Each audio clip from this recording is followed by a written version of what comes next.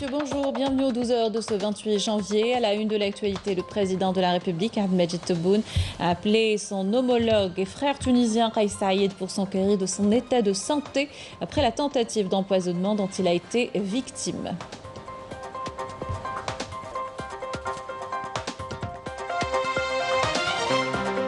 Au nom du président de la République, Ahmed Tebboune, le Premier ministre Abdelaziz Jalad prend part à la conférence de haut niveau pour le 20e anniversaire du lancement du NEPAD, un partenariat pour garantir la participation du continent africain dans les échanges économiques internationaux. Nous l'écouterons tout à l'heure. Il y a 64 ans, la révolution algérienne prenait une nouvelle dimension à travers une grève de 8 jours. L'événement a démontré la cohésion du peuple avec les dirigeants de la révolution. Évocation dans ce journal. Nous vous ferons découvrir dans cette édition l'une des belles forêts de cèdre à Sétif. La cédrée de l'Ira Hodna renferme une riche biodiversité. Reportage. Bienvenue à tous. Tout d'abord, le président de la République, Ahmed Tebboune, a appelé son homologue et tunisien frère Kais Saïed pour s'enquérir de son état de santé après la tentative d'empoisonnement dont il a été victime. Le président de la République a exprimé son soulagement après s'être rassuré de l'état de santé de son homologue tunisien Kais Saïed. Et au nom du président de la République, le Premier ministre Abdelaziz Jalad a pris part en tant que représentant de Ahmed Tebboune à la conférence de haut niveau pour le 20e anniversaire de lancement du nouveau partenariat pour le développement de l'Afrique, organisé par visioconférence. Le Premier ministre a commencé son allocution par transmettre les salutations du président de la République Ahmed Tebboune et ses vœux de réussite pour la conférence. Abdelaziz Jalad a rappelé que l'idée de la création du NEPAD est née de la croyance que les pays africains doivent compter avant tout sur leurs ressources et capacités pour faire émerger le continent, mettre fin à sa marginalisation et garantir sa participation dans les échanges économiques internationaux. Je vous invite à écouter le Premier ministre Abdelaziz Jalad. يطيب لي في البداية أن أنقل إليكم تحيات أخيكم رئيس الجمهورية السيد عبد المجيد تبون وتمنياته بالتوفيق لأشغال اجتماعنا هذا بعد عقدين من تنفيذ الشراكة الجديدة من أجل تنمية إفريقيا كبرنامج تابع للاتحاد الإفريقي، فإن بلادي من موقعها كدولة مؤسسة لهذه الشراكة تسجل بارتياح النتائج الإيجابية التي تم تحقيقها في عدد المجالات. ومن بين أهم مؤشرات هذا التقدم تحويل برنامج الشراكة الجديدة من أجل تنمية إفريقيا إلى وكالة للتنمية تابعة للاتحاد الإفريقي تتمتع بصلاحيات أوسع تسمح لها بمواجهة التحديات والتعامل مع أهداف التنمية المسطر لقارتنا، وإننا على قناعة تامة بأن إنشاء الوكالة التنمية سيسمح لقارتنا بالانطلاق في مرحلة جديدة من عمليات التحول الهيكلي والاقتصادي، وإننا نتطلع إلى أن تلعب وكالة التنمية التابعة للاتحاد الإفريقي الدور المناط بها كاملا غير منقوص، خاصة فيما يتعلق بتحفيز الابتكار وضمان استدامة تمويل المشاريع القارية الكبرى لدعم هذا التوجه الاندماجي وتعزيز التعاون بين الدول الإفريقية والنهوض بأداء قارتنا الاقتصادي وتكريس سنة التضامن بين دولنا في مواجهة التحديات المشتركة.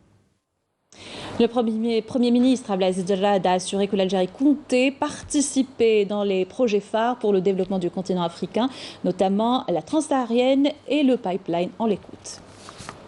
إن بلادي انطلاقا من قناعتها الراسخة بضرورة تعزيز مسار الاندماج القاري في إفريقيا سارعت إلى تبني مقاربة إقليمية سواء تعلق الأمر بمشاريع البنية التحتية الوطنية أو بالمشاريع الإقليمية من أجل دعم التواجه التكاملي والاندماج في إفريقيا بشكل فعال وملموس.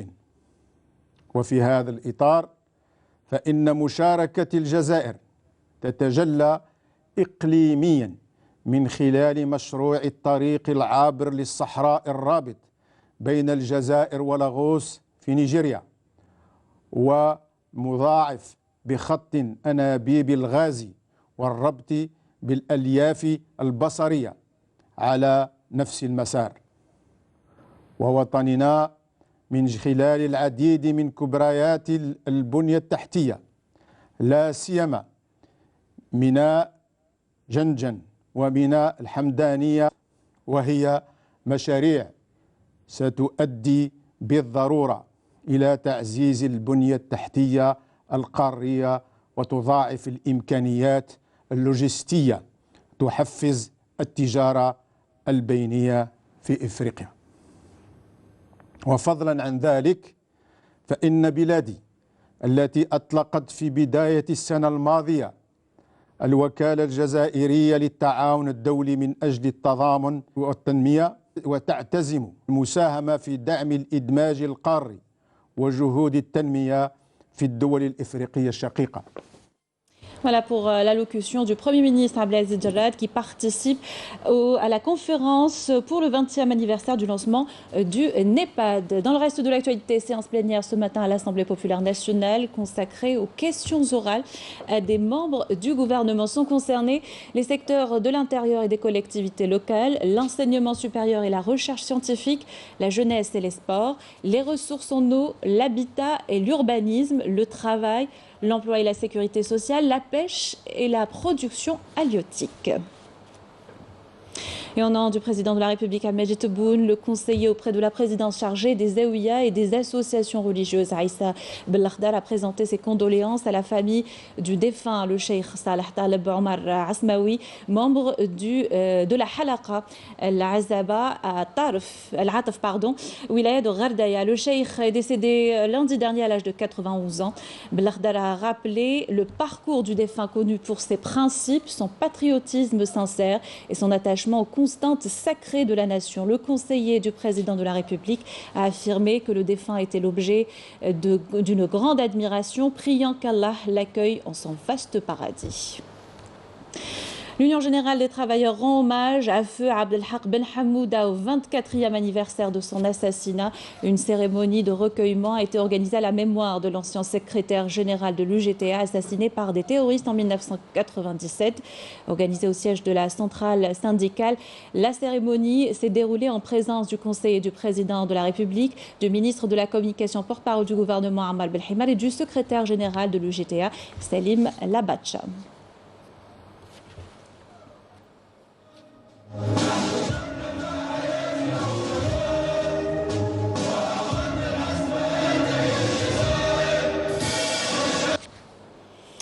Et il y a 64 ans, jour pour jour, le FLN décide de donner une nouvelle dimension à la révolution algérienne avec une grève qui a duré 8 jours.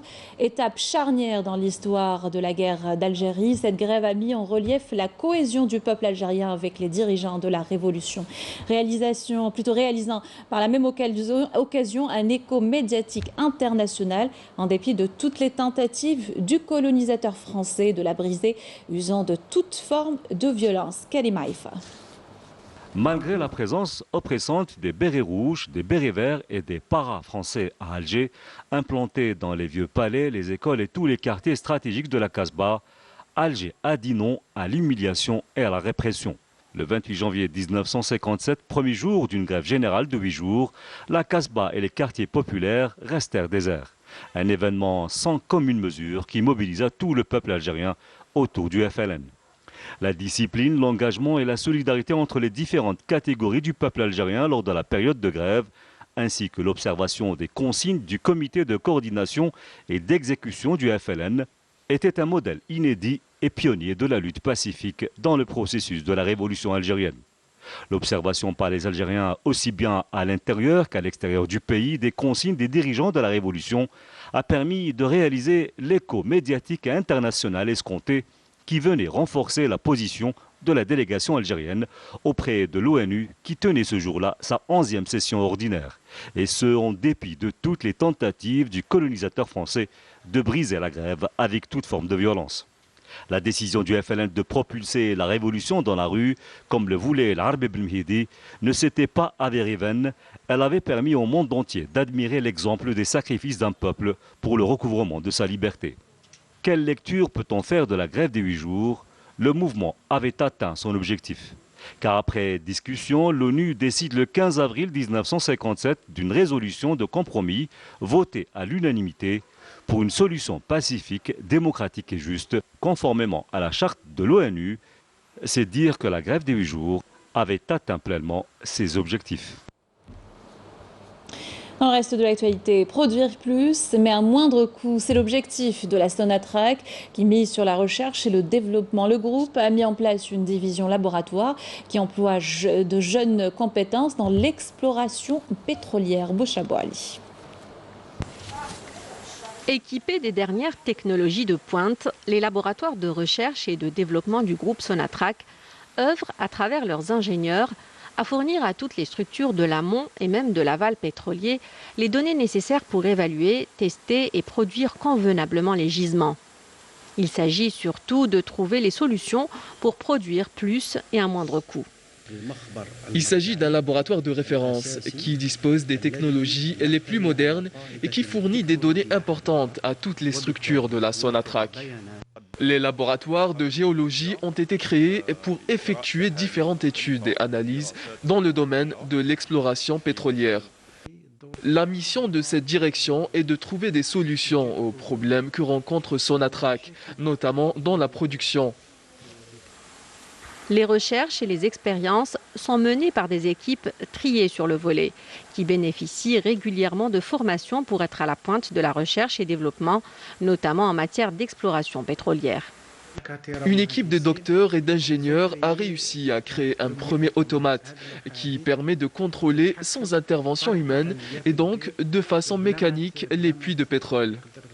La majorité de nos employés sont des jeunes. Nous leur avons consacré un programme de formation continue selon les normes internationales. Un budget colossal est consacré à la division laboratoire de Sonatrach en raison de son rôle dans le développement du groupe qui souhaite concurrencer les plus grandes firmes pétrolières. Et la recherche, il en est question également à l'université Mohamed Lamine de Barine, dans la wilaya de Sétif. Ce dernier s'est imposé ces dernières années comme un pôle universitaire par excellence. Des conventions et accords de partenariat avec plusieurs universités dans le monde ont contribué à cette lancée, offrant plus d'opportunités aux étudiants. Yasmine Mekoni. Dans la wilaya de Sétif, l'université Mohamed Lamine de Barine a réussi à s'imposer ces dernières années au niveau international grâce à différents accords de partenariat visant à favoriser l'échange des connaissances et le développement de la recherche scientifique. Notre université est la plus active en Algérie dans le programme Erasmus+. Ce réseau, qui a été créé en 1999 au sein de l'Union européenne, englobe aujourd'hui 42 pays européens. Il finance les différents programmes d'échange à travers le monde. Le département des relations internationales de l'université veille à proposer différents programmes pour les étudiants, notamment les étudiants étrangers. L'université Mohamed Lamine de Barine dispose du plus grand projet en ce qui concerne les bourses CBHE. C'est un projet d'une valeur de 1 million d'euros financé par l'Union européenne dans le programme CIRES qui vise à créer des capacités institutionnelles pour l'intégration des réfugiés dans l'enseignement supérieur. Figurant parmi les universités les plus dynamiques en Algérie, l'université Mohamed Lamine de Barine offre aux étudiants la possibilité d'échanger et d'interagir avec différents établissements universitaires à travers le monde. Et malgré la crise sanitaire, l'entreprise portuaire de Mostaganem maintient le cap de ses activités. Celles-ci ont même repris leur cours normal depuis le début de janvier. Nesrine Ben Saïdi. En dépit de la baisse de l'activité commerciale de l'entreprise portuaire de Mostaganem à hauteur de 30%, le port a pu enregistrer un chiffre d'affaires de 7% avec un bénéfice de 24 milliards de dinars. En 2020, malgré Malgré la crise sanitaire, l'entreprise portuaire de Mostaganem a réalisé un volume d'activité de 896 000 tonnes, dont 90 000 tonnes en matière d'exportation et un chiffre d'affaires estimé à 1 400 000.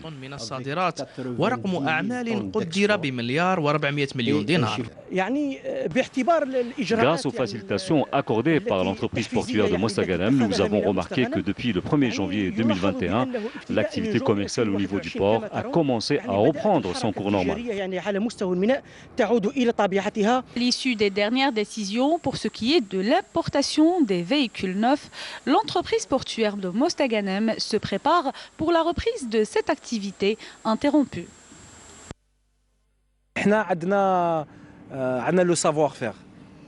On a l'expérience de 2010 à 2016, on voyait presque 20 000 véhicules par mois. 20 000, c'est énorme. D'accord? Et puis on est prêt. On a les installations, on a les terre-pleins, on a les chauffeurs.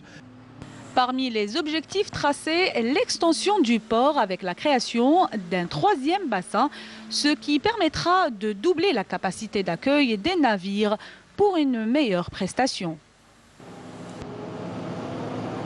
Zone d'ombre, la commune d'Ouarlma est un véritable chantier à ciel ouvert. Bon nombre de projets sont en cours de réalisation pour améliorer le quotidien des habitants. Eau, électricité et même installation de panneaux photovoltaïques pour répondre aux besoins de cette région frontalière. Walid Yousfi.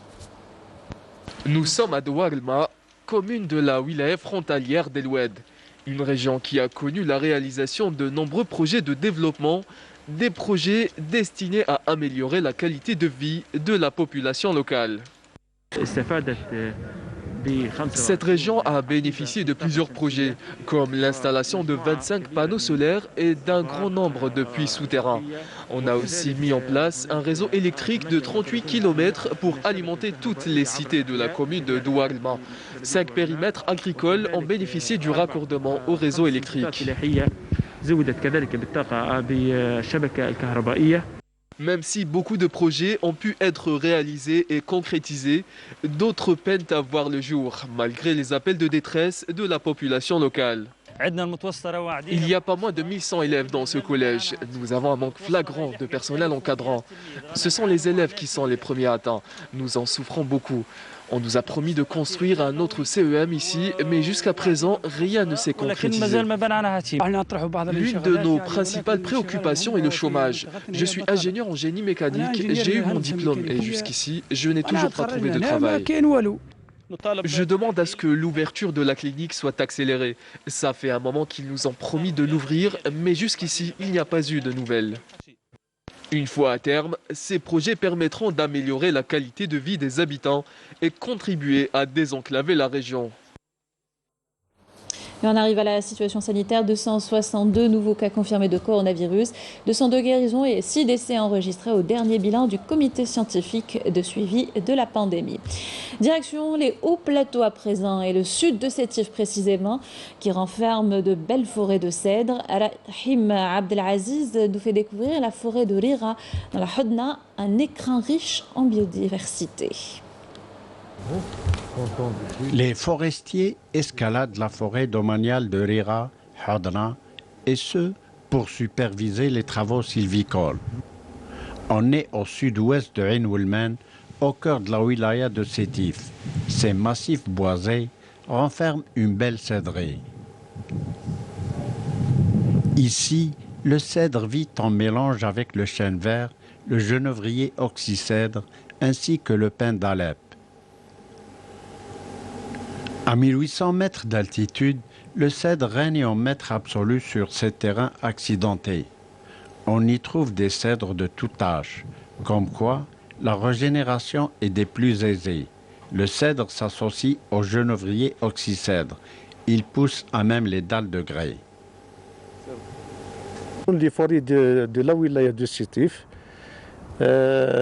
s'étendent sur une superficie de 103 000 hectares, répartis sur deux massifs importants.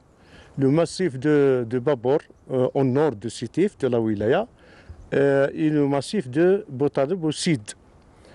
Les deux massifs renferment une immense végétation à caractère forestier, surtout le cèdre de l'Atlas.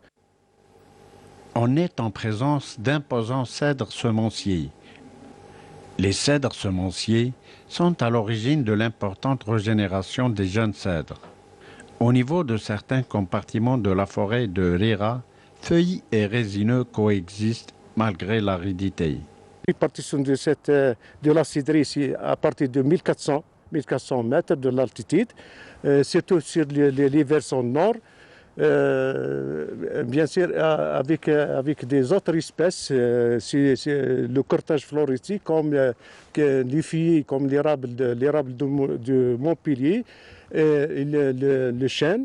Le chêne rotundifolia, le Quercus rotundifolia, et même le Quercus ilex, c'est le chêne vert. En somme, le versant nord de la forêt de Rira Hadna est favorable à l'épanouissement du cèdre de l'Atlas où le dépérissement est quasi absent. Enfin, le faciès sud de Rira présente une végétation où le cèdre perd du terrain au profit du chêne vert et du genévrier oxycèdre.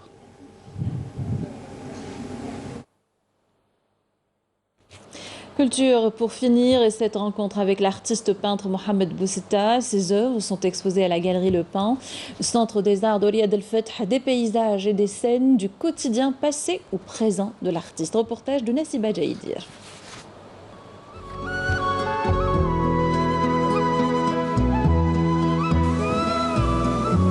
Pinceau en main, il se laisse guider par sa ferveur artistique. Sur sa toile, formes et couleurs évoluent en harmonie. Selon son inspiration et ses coups de cœur, Mohamed Boussetta aménage son espace plastique. Ce matin-là, il a posé son chevalet au Centre des Arts de Riyad El Feth. Cet ancien étudiant de l'école des beaux-arts d'Azazga consacre une bonne partie de son temps à la peinture. Une peinture bien ancrée dans le terreau culturel algérien. Depuis que j'étais enfant, j'ai toujours éprouvé une attirance pour le dessin. Au CEM, il y a eu un déclic. À partir de là, je me suis lancée dans cette voie. Et je me suis dit, il va falloir que je m'accroche. C'est dans cette galerie qu'il expose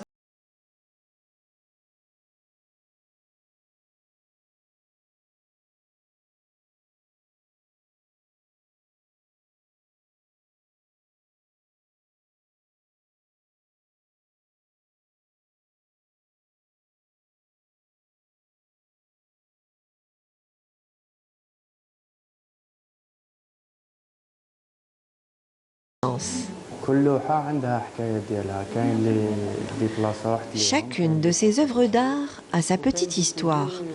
J'ai séjourné dans ces régions, j'ai pris des photos, j'ai fait des esquisses et par la suite, j'ai donné libre cours à ma créativité.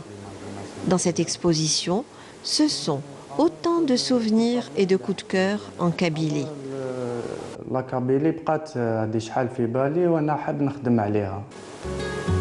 Cet héritage que perpétuent les habitants de ces villages, Boussetta en a fait sa source d'inspiration. Dans cette exposition, il nous offre en partage ses émotions d'artiste. Ce n'est pas sa première exposition. Boussetta a participé à des salons consacrés aux arts plastiques. Des salons qui lui ont permis de découvrir différentes régions d'Algérie. Une Algérie qui continue à inspirer autant de peintres que de poètes. Avec ceci, nous arrivons à la fin de notre journal. Merci de l'avoir suivi. Tout de suite, des nouvelles du ciel avec Amel Laribi. Quant à moi, je vous souhaite une excellente journée sur Canal Algérie.